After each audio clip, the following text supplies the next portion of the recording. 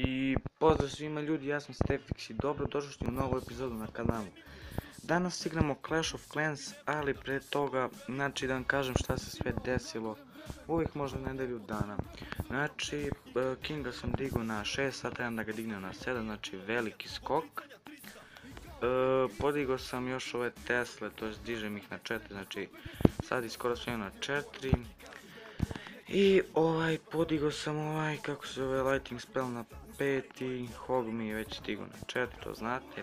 E sad, ja sam dobio jedan novi account, a to je Edizer se zove, znači sad ćemo ući, evo ga.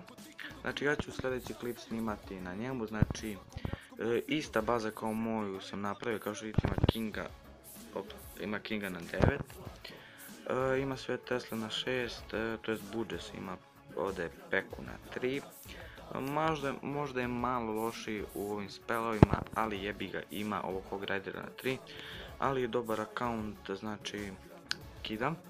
Sada ja ovdje ću se javiti za YouTube samo da učitam tastaturu, nešto mi slabo iskače tastatura, evo je, za JT snimam ovdje neki smiley i eto ga.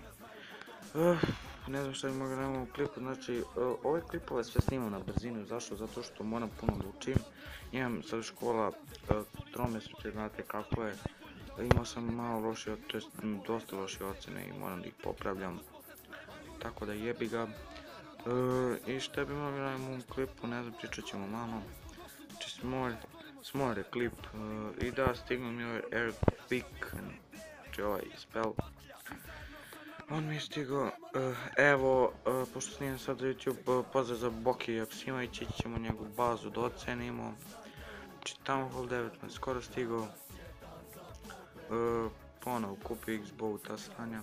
Evo šerova neki ripa, da pogledamo. Znači, ne znam što mu napadao, evo jedan loot za JT. Biće u klipu napišemo, sad. Malo sam nepisan, ali dobro, nije neki loot uzalo, išao je verovatno na Dark, pošto je Dark bio ovdje. Dobro, nećemo sad to da gledamo.